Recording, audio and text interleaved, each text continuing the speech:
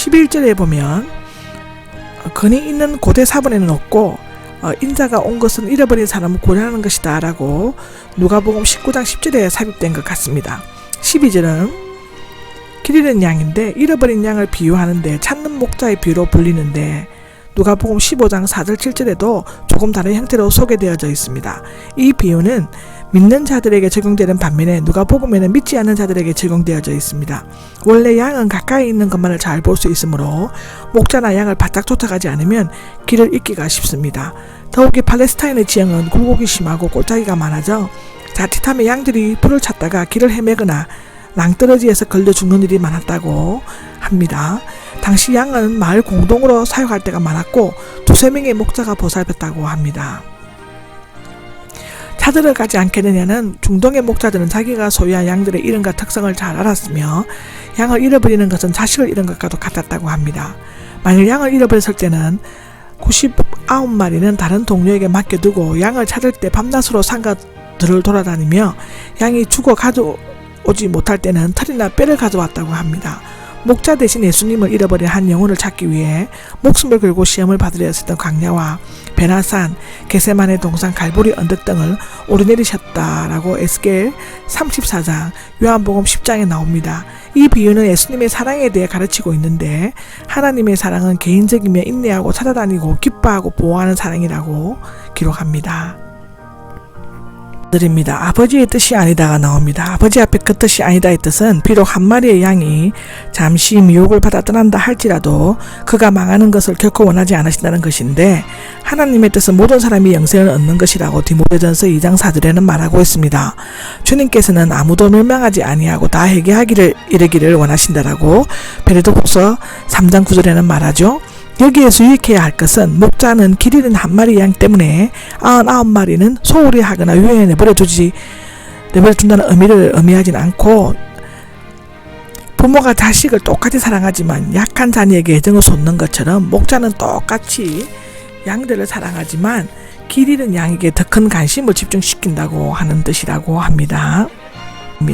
죄를 짓거든이 나오는데 어떤 죄라도 명시되지는 않았지만 형제에 대한 죄를 포함해서 모든 죄를 가리킨다고 볼 수 있는데 예수님께서는 범죄한 형제에게 잘못을 인정하게 하고 그를 회복시키기 위해 온갖 노력을 다 기울일 것을 권면하고 계십니다.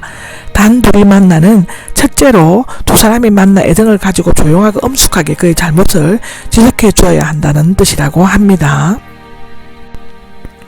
16절을 보면 한 사람이나 두 사람을 데리고 가라는 2-3사람의 증인을 따로 데리고 가서 충고해야 한다고 신명기 19장 15절에는 말하고 있고요.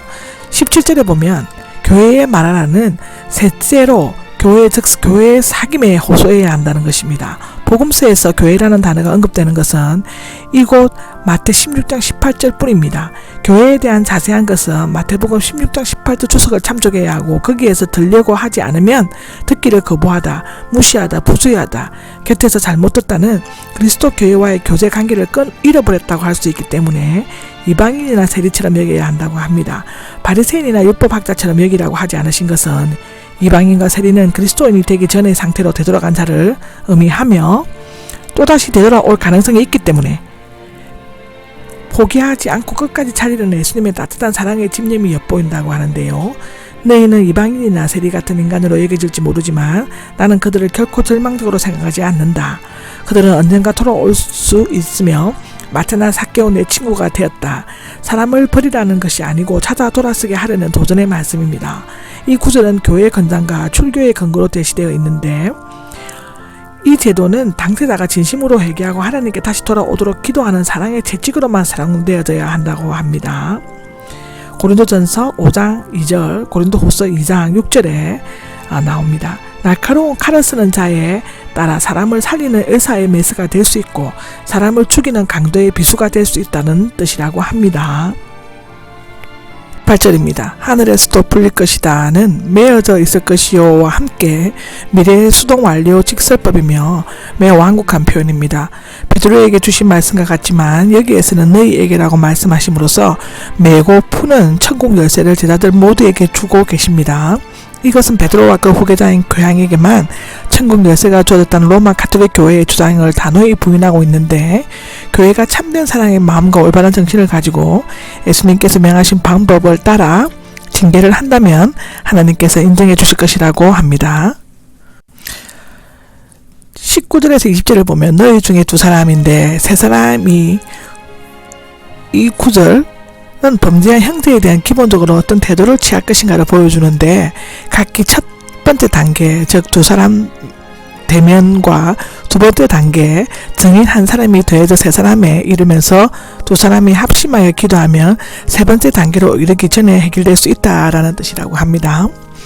마음을 모아는 뜻이 같아, 조화가 이루다, 서로 일치하다, 의논하다, 합의하다의 뜻이고, 영어의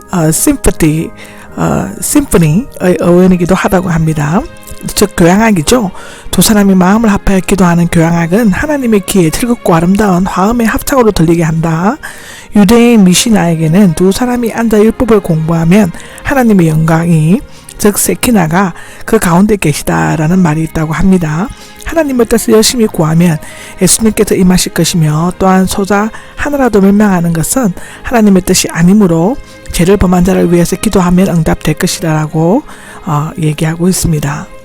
10절에 보면 내 이름으로 모여있는인데 사람의 수가 적고 장소가 초라하다고 할지라도 주님의 이름으로 두세 사람만 모여서 하나님 앞에 함께 하시는 교회가 될 수 있습니다.